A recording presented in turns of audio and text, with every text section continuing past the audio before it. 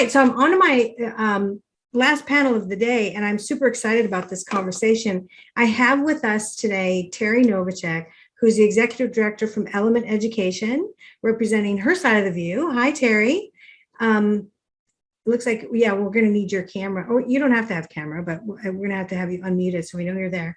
And then my good friend, Dr. Erin English, who's the executive director of innovation from San Diego County Office of Education. So good to see you again. I'm so excited to be here. Thank you. Yeah, great. And then we have also Dr. Alicia Gallegos-Butters. I'm from the San Diego County Office of Education. I'm the director of educational technology. Okay, so let's start off this conversation. We really have been talking a lot today about the model shift, the pressure from the consumer markets, parents waking up to all the alternatives and the gamification of the world and wanting a model shift, altered time, altered schedules, don't want to be there on Fridays, only want to be there half a day. Schools changing to be so that you're only in on Tuesdays and Thursdays if you're 11th grade and, homeroom B and vice versa. And also space, right? Obviously social distancing, not being able to be on campus. You've got mandates hitting. It's been like the Wild West. So the conversation has gone in the direction of, if you're in a certain model and you have to mutate 9,000 arms and legs off that model, maybe you're in the wrong model. So that's the real question that we feel America is presented in this digital transition. And there's so many permutations of the conversation, but I want to start off first with Dr. English and Alicia telling me kind of what you're seeing on this model. Then I'm going to come to you, Terri. What's happening with the model pressures? So strangely, what happened is in California, and I can't speak for the rest of the nation, but I do know what's happening in California. We've set up a program now across the state where in public schools, students have two choices. They have to be in class face-to-face, or they have to be enrolled in an independent study program. We all summer long and all for the last year, we had hybrid models, just like you were describing. We had this model at this school, this model at this school. Some kids were thriving in it. Some kids were getting left behind. We had every type of model in the world. But now with this new assembly bill that was signed into law last year, this maybe even before the summer, stating that we could only have our students do independent study or face-to-face. So the kids had to be in school during with their one-on-one teacher or their teachers. So that's put us into kind of a little tailspin in itself. We wouldn't expect that. But what's the problem with that is kids are going to school, and if they're exposed to COVID, or if their parents want to pull them out because of concerns of COVID, or if they've been exposed, or if they have been, whatever reasons, and they go home, now do they go on to an independent study contract? Do they work with another teacher? It's rather than staying with that same teacher and doing online programming with them. But that's not allowed. They have to go with the independent study teacher after so many days. After 10 days, they have to go with that independent program to not lose time. So we have all those things going on in California right now. And Alicia or Dr. Butters, would you like to add to that? Yeah, thank you, Erin. And also what we're hearing from districts is that they just don't have enough teachers. So they've had to hire these independent study teachers and get them trained in how to teach online and how to do independent study, which is different because you're a teacher of all subjects, which is very different from what many of us who came up in either a multiple subject or single subject world, credential world. So that's happening. So I'm part of a group with other directors of ed tech across California who come out of county offices, and the county offices are becoming very creative in what they're doing. They're asking a lot of their credentialed teachers or their credentialed administrators at the county offices if they would go into school districts and help out and become substitutes for these teachers or Wow. become these independent study teachers. So we're seeing county offices across California become very, very creative and strategic in how they're dealing with this teacher crisis, this lack of teacher crisis, because essentially they have to hire many teachers for this independent study.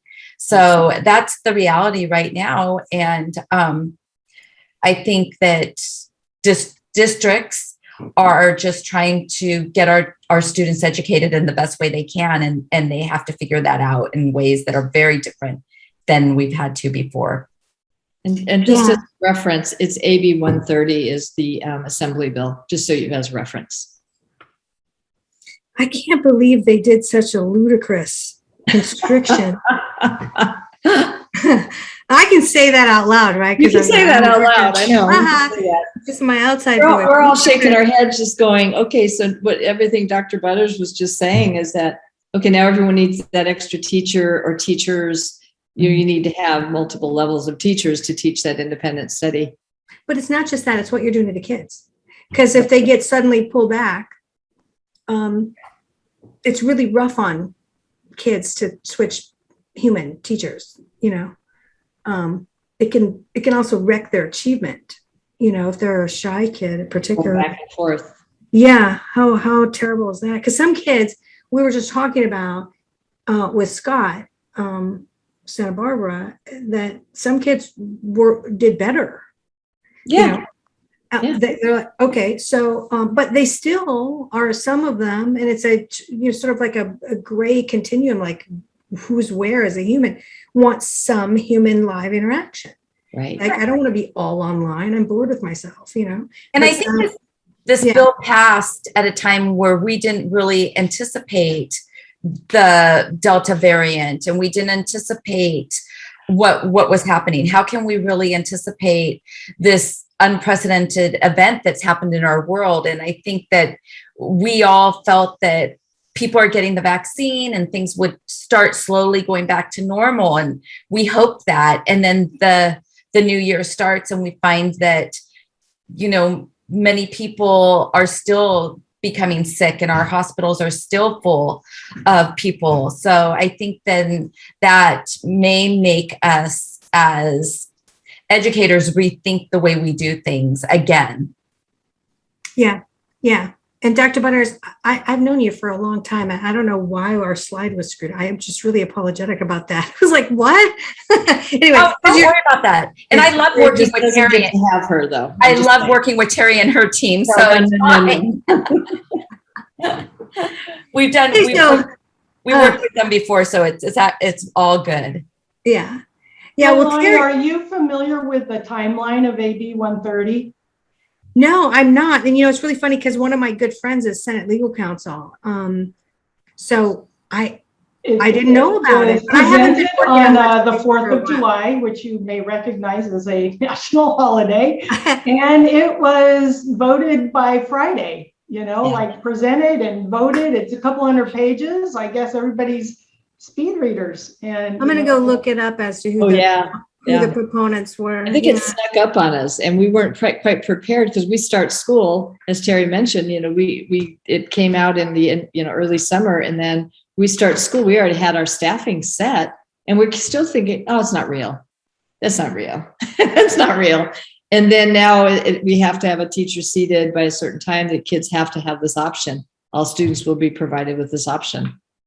Well, it's my understanding that nobody with a background in independent study was really even given an opportunity. Like nobody said, okay, you've been doing independent study. How do you do this? Well, district or charter, like it was just some people sat around the table and said, let's do it this way. And I'll be honest, I really thought we were doing a great job in what we were doing with the blended programs that we were doing. I thought I was so impressed. I was beyond impressed with what our teachers in our county were doing. I'm beyond impressed with the work, but it was the first and second year of the work they were doing. And that you can't walk away from something that is that's moving and progressing and getting better and better. And then you just walk away and throw it away and you move to a whole other model before we have a chance to even give, like superintendents couldn't give input and no one gave input. Like you just said, Terri. I'm just going to come out and say it. You guys are in a different political position than me, but my uncle was a senator here in California, and I grew up in politics, and I spent most of my college age down at the Capitol working around Assemblyman Rusty Reyes and Senator Song. And, there's some legislation, SB 1386 has my language in it. It was passed into law. I will bet money. I'll bet $10, anybody on the call right now, there was certain companies that were behind this AB1. Yes, they saw a big money pile and they said, Oh I'm man. going to lobby for this. Wow. I'm right. That's what's happening. You would Okay, get your pulse in that. You would know that. So if you found some information out, and maybe we could start I'm steering. going to see who sponsored the bill and who's in their lobbyist pockets. I'll let you know, because there'll be a story coming out on Learning Council. Anyway, okay, so interesting as a model conversation, because I think the pressure won't stop. But I want to come next to Terri. Give us a little intro in the same area, the model shift. For our schools, or generally speaking? Just generally, what's because you're in a different sort of situation. Yeah. Right. Well, we were surprised. At first we were thinking, this is the way we've always done everything, and we're okay. But we did find that as much as we thought we were connected with families,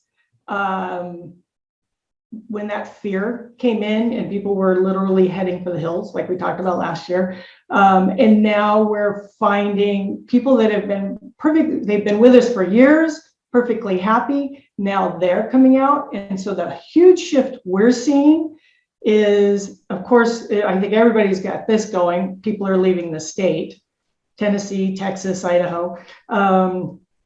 But also people are filing R4 affidavits. They're going private school. Mm-hmm. And they're done with the mandates, whether it's the CDC or Sacramento. And, we've been doing this for 20 years, and we've always, that's just the way you do business, is you stay on top of the kids and you make sure that they're, learning. Well, now Sacramento has, said you will do it this way, and parents are just saying, no, I don't think so, and they're going on their own. They're off the charts, off the grid, so to speak. Yeah, and that pressure is happening nationally. So that's why we're having this conversation. And now I'm really realizing I need to put my legislative hat back on, and I'm here in Sacramento, so I could be your liaison. Oh, yeah. Yes, interesting, because part of this whole conversation today has been, before you guys got on the line, has been about this model shift. And I'm sure you guys have seen the latest special report, but the model shift is having a huge pressure on space and time, because during the pandemic, parents discovered every app known to mankind, the websites, the full online, courseware, full homeschooling resource courseware, homeschools. They found online schools. Anybody that's being as flexible as Amazon, I'll get it to you in a box in 24 hours. They're winning. They're winning in a huge way. So I am in grief right now over everything that you've just said to me, because I'm realizing you're handicapped. We're in a mutation pattern, and the mutation pattern is towards what I call the Uberization of learning, the precision human intersection as needed, individually paced, but still sort of cohorted along to create that human interactivity amongst the kids themselves and the teacher. But that algorithmic precision of the learning path with the humanity is here technologically. I can't believe that you've been so hamstrung. So I'm just going to back away from that for a second, because otherwise I'll cry, Erin. But I understand what's happening, and I'm sure you could talk about it for an hour, but you're probably also hamstrung from going ballistic on it. So let's talk about the gifts of the pandemic, the things that were good. And one of those is student agency went off the charts, right? It had to. That's a gift to everybody in education, right? Because suddenly kids had to learn to navigate, and they had to get themselves out of bed in the morning, they had to get online, they had to do right? And we weren't really expecting that when we were ringing bells and they just marched down the hall, right? And mom shoved them out the door with their backpack in the morning, got them on the bus or whatever, right? So let's talk about the gift first. So I'm coming back to you, Erin. What are your thoughts on this gift? So I'm super excited. I can tell you, I have the absolute pleasure and honor to oversee a school in San Diego, and it's geared towards helping the homeless or the unsheltered. And during the pandemic, we panicked at first. We were like, we have to make sure everyone has a device and they make sure they're all connected. So we took care of that immediately. That was done first. We made sure every child, when they came in and picked up their food cards and their provisions and their distribution things that school and that program provides, they were also given a laptop and a hotspot and shown how to use them. What happened is then the parents started getting the same education that the kids got. So they started participating. And I had teachers tell me that they had never seen the parents before, never seen the parents participate before. So all these teachers started sending me little video clips of their classes. And I'll give you one example that was just so heartwarming. It was a kindergarten class, and the teacher had asked the kids to do a little dance with letters, letters or words. And the mom and all the little siblings were all dancing in the video. And the teacher's like, wow, I've never seen this. I've never had, it built a community rather than it just be the child and the teacher. It became a community of learners, and it was a beautiful thing. I don't want to give that part up. And so that's my thing. Yeah. Thanks for sharing that. All right, Dr. Butters, you next.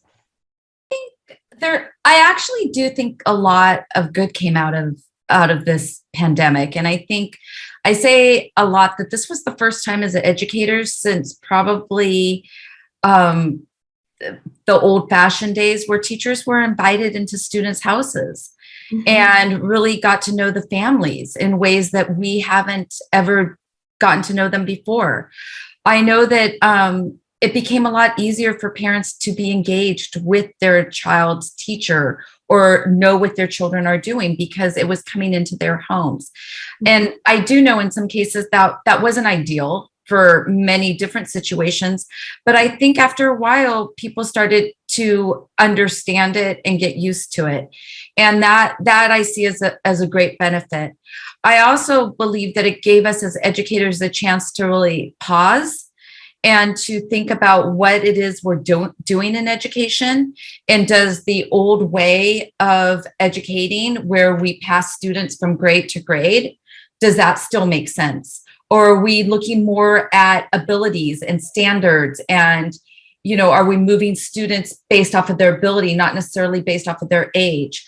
I really enjoyed that whole year and a half of thinking about that.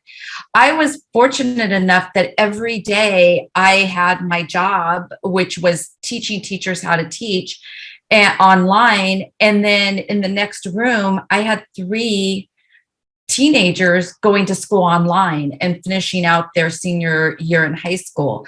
And many of their teachers did take some of the classes that I taught. And I really got to see the outcome of what they were learning, both the student and the teacher. And that was really a great experience. To be able to see both sides of it. And then I also liked the way some schools did take this advantage and say, okay, we're just going to group all the students who are in English. They're going to be grouped together. All the students in their math class are going to be grouped together. And we're going to really redesign the way our school works. And that was exciting because we haven't seen that type of flexibility in education before. We've been very limited by walls and buildings, and this we weren't.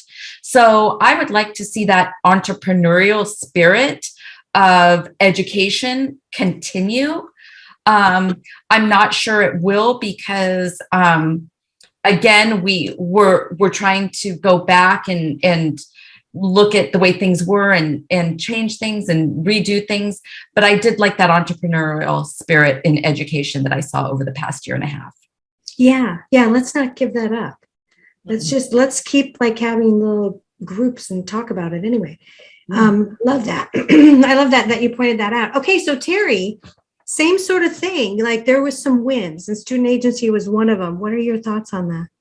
Well, I think it shook the tree of educators. And, I agree with Erin and Alicia both. We're talking about the great things that teachers did, but I was going to be really frank. There were a lot of things that teachers should have been doing that weren't. And I know some of them who were bragging about how they were at the beach while, the rest of us were working double time. And I think it helped the people that were saying, I don't want to do this. I don't know this technology, and not recognizing, but it's my responsibility to learn it. I think it's kind of helped those people move along. And so that the ones that are left are the educators that all got together and said, okay, this is what we have. What are we going to do with it? And it really, like I said, it shook the tree. And I think, I feel horrible saying this because I of course don't like that people are still getting sick, but I think that because this has gone on for as long as it has, people are now getting over that idea of, oh, I just can't wait until the future is just like it was the other day. Yeah. People are now recognizing, look at today, and your future is not going to go back to what it was. Yeah, I would agree with you there. And I think that's an excellent point I haven't heard really made before. I've had many people admit, a virus is a virus. It never goes away. Let's just be real. And now it's varying itself. So the reality is here. And we got to take our wins where we can take them.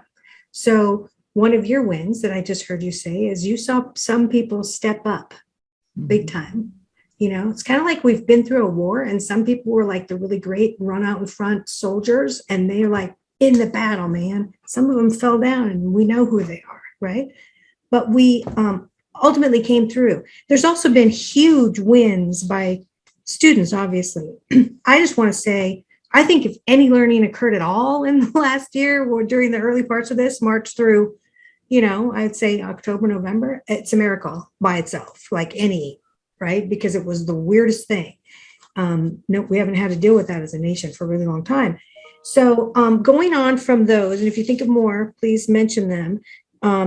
So I want to go on to spending, right? What did you, I'm going to start with you. I'm going to go reverse order this time. Terri, what did you find you had to spend on technology wise? And what would you have wanted to also do? Well, for us, again, because our program was set up and in our minds nothing really should have changed. We were shocked at how many families didn't have internet. And we were kind of scratching our head, like, how have you been able to do what you've been doing? And I think a lot of it is probably because where they were getting internet before, they couldn't get it anymore. But so yeah, the hot spots, went through the roof. And then of course the Chromebooks, because now everybody was home and needing to be on a device at the same time. And so the sharing of devices, wasn't working for them anymore. So we didn't really, while that's obvious, for most schools, that was kind of a surprise for us. Yeah, because if you have 5 kids at home, you need commercial grade internet access. Yeah. Right?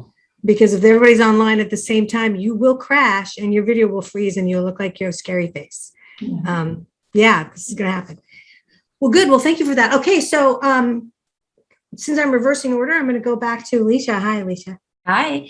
Well, we found districts were spending money on, again, the technology, the infrastructure, the internet, a lot of MiFis went out. They also were spending money on professional development. That was huge. We at the County Office of Ed tried to not capitalize on that and really make sure that we could offer what we needed to districts. So we weren't taking resources out of students. So if they needed professional development, if they needed us to just meet with them to help them get their curriculum ready to go online, we would do that for them. So we did work with, our spending was mainly just trying to make sure we were equipped to take care of our districts. I will say from a parent point of view, because I could buy my kids each a computer and not take a computer from another family in their district who needed it, I made sure that on the home front, what we could do was provide for our kids in the way we could. And I made sure that that freed up those other computers for kids. So I think that I heard that from a lot of people, that they were, if they could, they would do what they could to help their child be successful in this environment. Cool. All right. So let's go back to Erin. What technologies did you see happening, and what would you wanted to have happen? Oh, actually, first I'm going to give a kudos to the San Diego County Office of Ed, because when the pandemic hit, we all kind of went, okay, lean in, what are we going to do? And my team, which includes Alicia and her team, they started working, and I'm not even going to exaggerate, 18-hour days, 19, 20-hour days. It was crazy for a while. And I don't mean that's a healthy pattern. You can't keep that and sustain it. But we had so many districts that were actually looking at professional development options out there, and they were going to be buying things. And not that we wanted to take money away from companies, but we need to put money back into the kids. We need to make sure they had what they needed, like Chromebooks and hotspots and whatever they needed.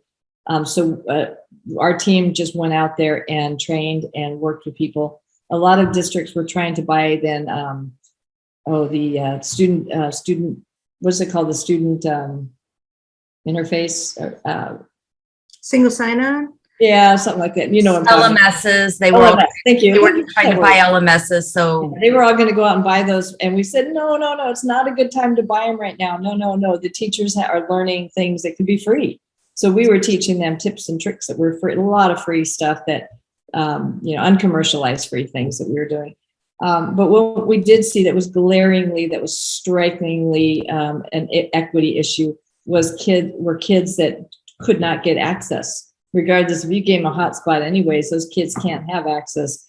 Up in the desert in San Diego, we had whole communities that do not have access to internet, and that's shocking. We have our Native American populations that were in places in the reservations that didn't have access, that we had to figure out how to put towers up. We had to work with different companies to bring towers in to make sure they got access. But it became so... It was the best part about it is that we saw it, and finally people started addressing it, and finally people started getting those families the resources. And I think we put pretty much have every child now has access in San Diego County. We have a phenomenal IT department in San Diego County, and they worked tirelessly to make sure that they had high-speed internet in some of those remote areas. So, as far as spending, I don't know what all those things cost, but I do know that it cost in our manpower or woman power that we were doing just Herculean things. Yeah, I can believe it. And at the school level, probably too, you were hearing a lot of stuff. I know that the software field was also off the charts, and I showed those numbers earlier today. But hardware was the first stage, and network access stage 1. But now there's a ton of more money coming through. Terri, I don't know if you get allocated any of it, or you have to fight for whatever you can get from funds. But I want to come back to you about what's your wish list? Like, as you're looking forward at the rest of the year, what are you going to try to improve? What technologies are you going to try to bring into play? Kind of what do you want? For me, it's educator mindset, kind of going back to that comment about we've got to stop waiting for things to go back to how they were. And using, we've talked about this a little bit, but using this opportunity to reflect on, okay, there's the way we've always done things. Why have we always done it that way? Mm-hmm. And does that still really make sense today? What do our students need? And just, encouraging personal accountability instead of compliance. Preparing a classroom in a way that, instead of focusing so much on classroom management, focusing on prepare it and the students for their collaboration. And, we're all familiar with Dr. Yang Zhao, and he just was saying recently on our podcast, teachers need to become human educators, which machines cannot do. And we all know, don't do anything the machine can do. Doesn't mean you're out of a job. It just means your job is changing. So that's my wish list, is that especially us veteran teachers, we need to recognize the needs are changing, and we need to almost kind of go back to school. And then my other thing is that we listen to these digital natives. It looks clunky. I am not naturally tech savvy, but I can't let that get in my way. I can't fight it. It's there. So go to the kids, tap into them. Don't pretend it's not there. And ask yourself, why is their phone more exciting to them than your lesson? Mm-hmm. Yeah, I just want to comment on two things right there. It sounds to me like you need to hold a wake for the past. Mm-hmm. Where everybody puts something else on the grave and says, I'm going to miss this, but this was my favorite sweater. Those, I honestly think that we're also in a moment of the greatest grief we've ever had. We lost people. Mm-hmm. We lost our way of life. And we're in a new reality, and we're stumbling around because we're older, most of us. And a wake might be a really good idea. The other thing is that you mentioned something I think is critical. So as I'm coming back to Erin and Alicia, this form is the orientation of the youth, and you have to start observing that it is mobile and it is always short form. They might watch a long form video, right? But texts are short form. They're even shortened. Mm-hmm. Words are YOU is just a letter U in a text, right? There's short forms of everything. Short form learning is not the orientation of teachers. Right. They're not trained in short form communication. They are trained in long form. Mm-hmm. And that is one of the biggest leaps we've had to make in the transition during the pandemic, all digital transition. So I'm glad you mentioned that, Terri. Okay, next I want to go to Erin. Erin, your comments. So one of the things that if you look historically at different pandemics, what comes out of a pandemic is typically a lot of creativity, a lot of thought, and a lot of change. And you don't see it until you get through it. But right now, as we are in that chaos of change, one thing that we did see that came up is a lot of inequities in education. And I've had the just unbelievable pleasure of working with a student that just reached out to me, about 6 to 8 months ago, and said, hey, I would like to learn more about what you do at the County Office of Ed. So we started talking, and we have big plans together as far as like a student council, student voice. But I asked her at one time, and she's a 16-year-old girl, and I said to her, what is it that you want? Why are you contacting me? What is it that you're after, and what's your hope? And she said, my hope is that I start seeing, and she's a young lady of Asian descent. And she said, my hope is that I start seeing myself in curriculum. My hope is that I don't have friends that always talk about when they're going to get their next appointment with this counselor, and it's usually a month or two out because their insurance isn't matching up to how they can get help. And I was taken back. I was taken back because she's a 16-year-old girl, and that's the world they live in right now, is understanding they can't get appointments. They don't see themselves in curriculum. So what's coming out of this pandemic is that if we don't take those students' voices now, because they're so powerful, because they have lived through something we haven't lived through. They've lived through it differently. They've been in a school system that is outdated, that we're expecting them to still do that from the 1900s, that kind of learning, as I think Alicia was saying, aged learning, aged scaffolding. If we don't stop that way of teaching, we're going to lose some of our kids, their interest, and they won't stay with us. So it was just an amazing process to go through. So I look at, so I put in here, we do have an equity document that was brought out during the pandemic, but it was brought out from the San Diego County office in the chat. I posted that there. Oh, thank you. Alicia is holding it up. It is our blueprint now for everything we do in the County Office of Ed. And one of the main components is that we hear students' voice, not just their voice and choice, but that we hear that they are engaged and they have agency in what they're doing. I love that. I love that. Because that's it should be step 0 of true personalization. Who are you? What do you want? Yeah. Right? Not like I'm going to come up with how I'm going to personalize for you and just take it. Thank you for understanding that. Yeah. Yeah. Well, I think it's lovely. I think it's very lovely. Okay. So before I call on you, Alicia, I just want to mention that I had an epiphany that part of the work that's being done with Learning Council and a lot of other districts on this hybrid logistics project, which you can find started on our website. It's about to get a big update. I think is going to be a solution for you in California, given AB1, to get where you want to go anyway. And so I'm going to need to talk to you again later to give you a full understanding, because there's no time for that now. But coming back to you, Alicia, on the same conversation that we were just having. Go ahead. My hope is that we're able to take a critical look at education, figure out what's working, what hasn't worked, and what works for one student doesn't always work for another. So we really do look at personalizing education. And I think we have the means to do that now, and teachers know that they can use technology to do that. Mm-hmm. And I hope that we are able to really personalize education in a way that we haven't been able to do before.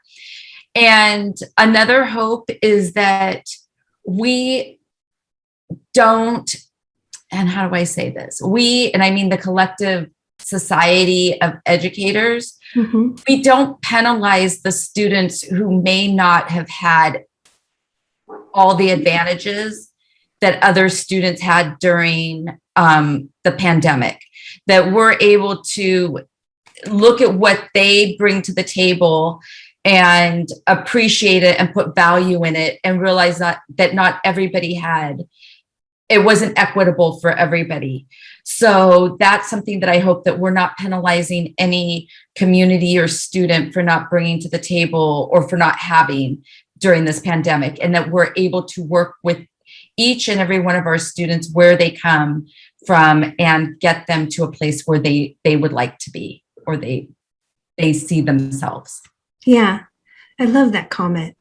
And so we're all in agreement that the old system, as rigid as it was, the system itself, the model, and the things done in the model, obviously, were not equitable. Never were. Against the current reality of society, right?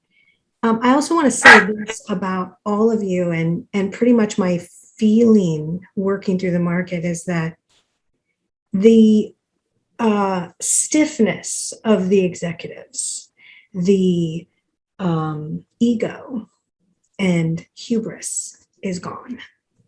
Nationally, that's a very good thing. And I'm not saying that you guys ever had that. I'm just saying that my reality of that willingness to mutate is everywhere. You're not the only ones. I remember when I first came to San Diego, though I was a little nervous, looking so high at the vaunted executives that I met, like when I first met you, Erin, when I first met you, Alicia, Terri, right? I was like, wow, these people are like way up there, little county level people. They're really seriously high level executives. And then I got to know you, and I, kind of fell in love with you guys. And I'm not afraid of you, so to speak, like most people would be, that they look at you guys and think, wow, what a big responsibility. But what I love and what I'm saying is that and this is true nationwide, the whole persona of who you are has shifted, and I feel it. And I am so grateful for that, because that's reflecting now with what you're doing with students, all of you, right? Nationwide. It's a gift. It's a gift to America that I don't think people are really talking about yet. But we're no longer people who are running big organizations in a, sort of autocratic, the way it's always been done way. And even if it's not acknowledged, that is a huge gift, because it means the real shift is happening for kids. And that's fantastic. So final comments, Erin. I just wanted to say that's interesting, because you talked about the shift and things that we're doing that I never in my life ever thought that I'd be a certified COVID tester. I would never in my life thought that I'd be wondering about how to do different COVID testings at schools, and the volume and water testing and wastewater testing. And I've never thought I'd have to know this stuff.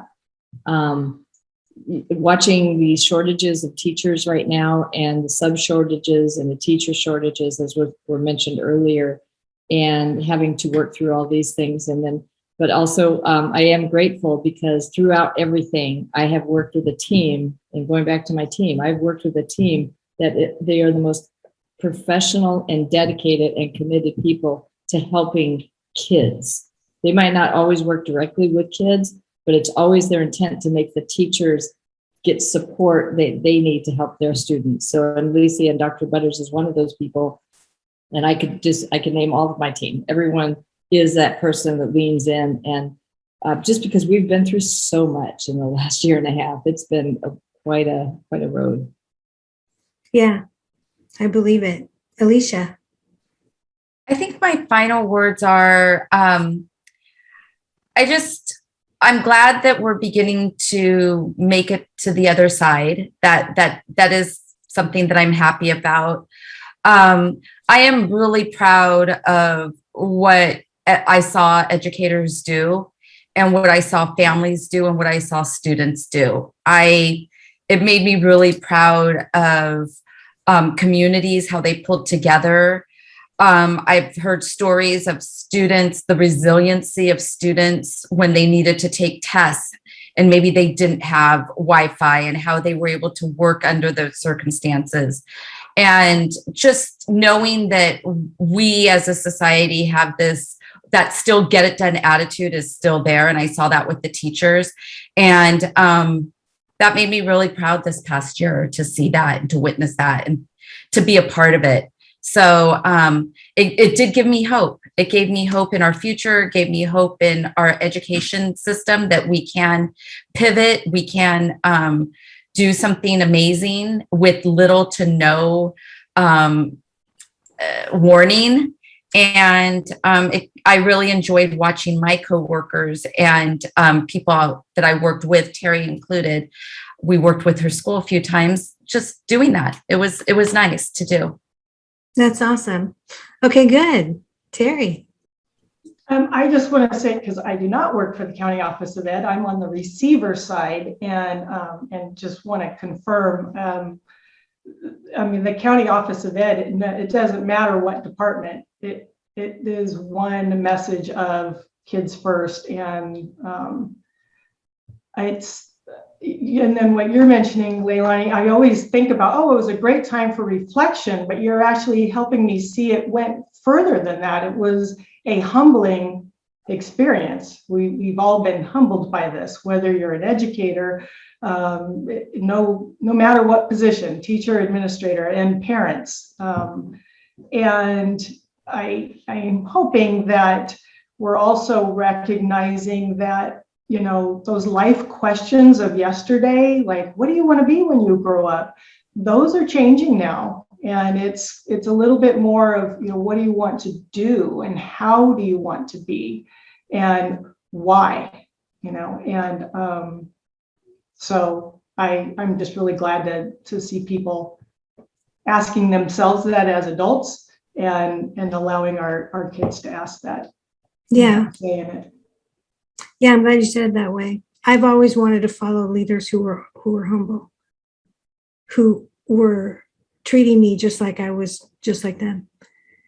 And I think it's put all of you and a lot of other leaders that I've met in a better leadership. Like they're doing a better job now than they've ever done.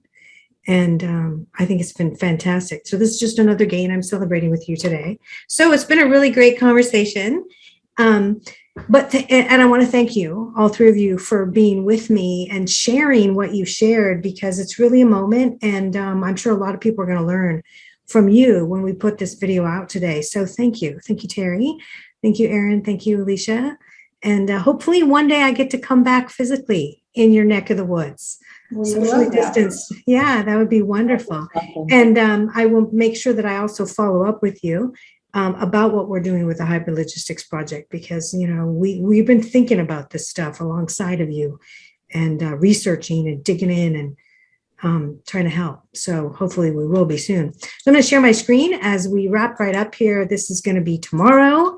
We will have Superintendent Dr. Phelps with us from POA, and also Associate Superintendent Dr. Jennifer Burks. Then we have a couple lunch and learns, which are really going to be used to have Chris McMurray, our Edu Jedi, start the conversation about all the Edu Jedi work that's been done so far this year. There's been like 17 meetings. Huge amount of work has been done about the dictionary, the experience standards, and particularly the new instructional design model. So we're going to spend that hour and a half there, no lunch and learns. We're just going to go straight on through with Chris. And then Ellen Palmer will join us. She's wonderful. And then we're going to end the day with Scott back on. And hopefully we'll have at least one other panelist by then. I think we've been scrambling to fill a hole there. But it's going to be an awesome day. Hopefully you'll join us. Thank you again, ladies. It was wonderful. See you next time. Thank you. Here. Bye, everyone.